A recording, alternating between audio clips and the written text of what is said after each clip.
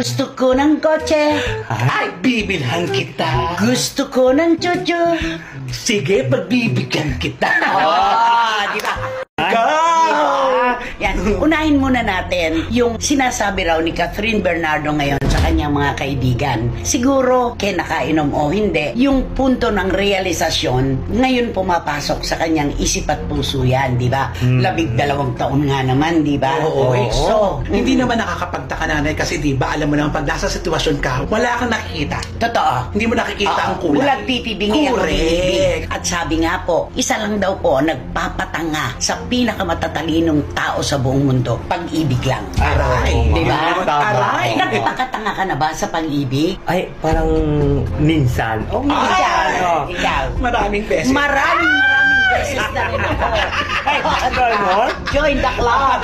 Okay, yan po, totoo naman po yan mga kachika na kung kailan wala na, saka po pumapasok sa atin yung realisasyon na, oo nga bakit kaya ako tumagal ng ganong kahaba-habang panahon, di ba? At yan po yung tinutukoy natin, pero hindi pa po ito yung yung chikang pinakamatindi. Yung ngayon natin nalalaman na ang tao talaga kapag umiibig Ay, oo. lahat ng magaganda ang andito sa puso natin at sa utak natin, pinagtatakpan pa nga natin. Yun na nga.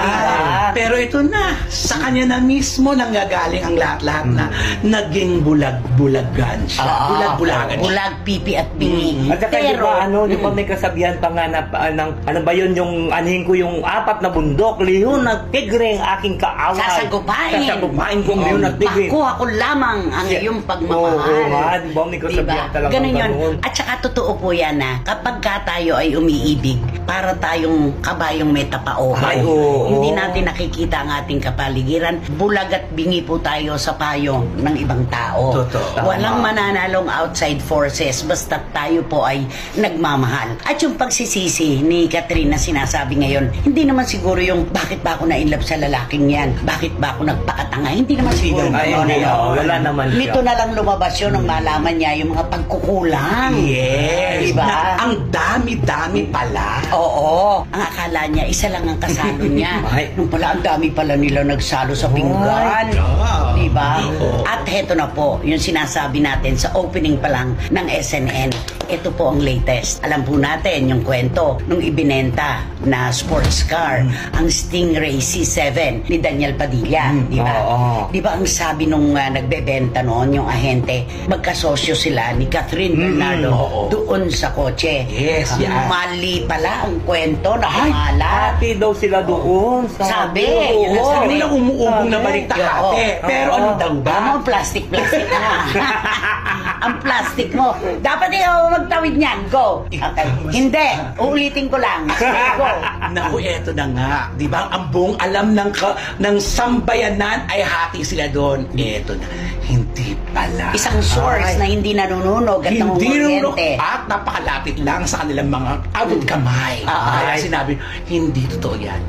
Kay Catherine lang pala ang perang yun. Uy, yung binili yung... Kung magkanong binili, kasi ang 6.3, ano na yan second hand, na presyo. So, yung pinakamahal na presyo na pwede natin banggitin nung bilhin yun, at binili pala yun sa vlogger? Yes, nanay. Hindi pala brand new yun. Second hand din palang binili yun ni Catherine para kay Daniel. Bakit siyang nagbayad? Siyempre, pag-ibig. Gustong-gusto daw kasi ni Daniel yung Stingray C7. Totoo ka. Pero wala siyang nakahanda na pambili. So, ang nag-abono, kumbaga, nag-abono si Catherine Bernardo. Ay, yun. At neto nga pong ibinebenta na, ibinabalik yata ni Daniel yung kotse. Ano ang sabi ni Catherine? Ang sabi, wag kotse, aanhin ko ang kotse. Hindi ko magagamit Hindi yan. ko magagamit. Pera ang ibalik mo sa akin, kaya ibinibenta. Kaya ibinenta, pera ang sinabi ni Katrina. Anin ko yung sasakyan, di ko naman magagamit yan. Yung perang ginuhol ko dyan at ipinang-abono ko, yun ang ibalik mo sa akin. So binayaran nga si Catherine. Naku, ngayon lang po natin nalaman ito mga kachika. Ang buong akala po natin at ng buong mundo ng showbiz at labas na rin ng showbiz ay magkasosyo sila, hati sila dun sa Stingray C7. Liwanagan, diba? Nagulat din ako. Ako nga naniwala ako na 50-50 sila eh. Nung binili yung sasakyan na yun eh. Iniisip ko naman, oo nga, bakit 50-50? Sino ba ang gagamit niyan? Yung lalaki. Di ba? tama. Aangkas lang naman si Catherine. Oo girlfriend mo naman ako, dapat mo lang ako isakay. Dapat lang ako nakaupo sa harapan. True, baby, I love Dahil you. pag hinati natin sa sakyan na yan, akin talaga'y kanan. Ay, naman. Diba? Correct. So, ayan po, malinaw po ito at ito'y paninindigan namin po ito. Lalo na ni Romel Chica. Dahil ito po ay first hand na ano to na information. Informasyon. Mula mismo doon sa loob ito. Kaya pala kailangan talaga pera ang ibalik. Kasi siya naman pala ang bumili. Ay, oo. At habang sila ay magkarelasyon, hindi niya sinisingil, ano? Ang tagal, di ba? 11 years. 2015 pa yun, nung bilhin. Sinabi mo ba? Nag-break sila November 30 ng pahayag. Ilang taon pagkatapos yun. Ganun yata talaga, no? Pagka nagkawalaan na at wala na talaga yung respeto at pagmamahal, magbabawian na. Ay, Magtuusan ganun pala talaga yun. Magbabawian. Ikaw wala ka namang babawiin, I'm sure. Ay, wala. Oo. Naniniwala naman kami ni Romel, pati sila. Oo. Na nung makipaghiwalay ka doon sa sabi mo ay nagpakatanga ka, wala ka namang babawiin. Ay, wala. Talagang wala akong babawiin. Wala naman akong binigay eh. Ano binigay niya sa'yo? Ano binigay niya sa'yo? Ano? Kung may binigay sa akin sakit ng ulo. Ay, nagmahal ka. Oo, yun na nga eh. Lumigaya ka. Yes, of course. Ganun. Oh, yes, of course. Talaga naman. Go na go talaga siya. Naaalala mo pa ba siya hanggang ngayon? Oo naman. Alam mo, ito pa nga. Naku, may dagdag Hindi, pa. ito na. Hindi, ito nga. Hindi, nagpabili siya sa akin ng bag. Oo. Yung siyempre, gusto niya yung may pangalan na signature. Branded. Oo, gano'n. Ito na. Di siyempre, pag pumunta ka sa mall, mahal. Bumili ako, nakita ako dun sa Devi, sa Divisoria. Davis. Oo. Divisoria. Parehong-pareho ang style at ang tatak, ganun din. Ito na. Siyempre, binili ko. O sabi ko, ayan na yung gusto mo, ito na. Ginamit niya ng 3 araw. Ibinalik sa'yo. Hindi! Natatanggal unti-unti yun. Kasi Peking duck. Class A.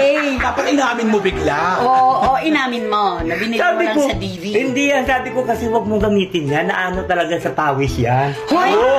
Kung ganyan, ang mga branded, kahit ibabad mo pa sa planggana ng maghapon, hindi mo wawala yung tatak. Kasi original yun. Oo. Ay, ikaw naman pala. Peking duck naman yung binigay mo.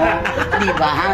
I'm sure kay Daniela at saka kay Catherine, totoong-totoo naman na nagmahalan sila, nagkapalitan sila ng pagmamahal. Kaya lang totoo po yun kapag katapos na at nawalan na ng tiwala ang babae sa lalaki, doon napapasok yung mga pagbabalik tanaw. Doon sa, tama. teka, ganito, ganyan. Dapat ibalik mo sa akin yun. Pero hindi naman Indian giver si Catherine.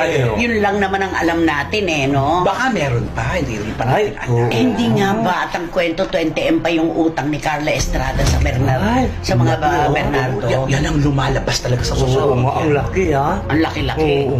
Ay, nabenta na ba yung bahay? Hindi pa rin naman. Wala pa. So, paano? Kailan kaya sila lipat doon? Yun ang tanong. Nakakalipat ba? Diba?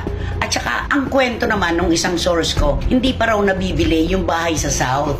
Yung sinasabi ni Direk Daryl Yap, nagbigay lang daw si Carla ng earnest money. Kapag sinabi pong earnest money, para bang, ito po muna ang 100,000. Itabi niyo po muna yung Deposit. property. Hindi deposit. Parang ako ang unang bibigyan niyo ng pagkakataon Yun, makabili. okay. Para i-reserva. Parang reservation. Yun, reservation fee. Diba? Parang ganun. Palagay mo, mababayaran na ni Carla. Yung utang niya kay Mami Men? Hindi. Kay Ali, ng Jet. Kay Direk Tom, yung utang niya. Sa akin, meron ba?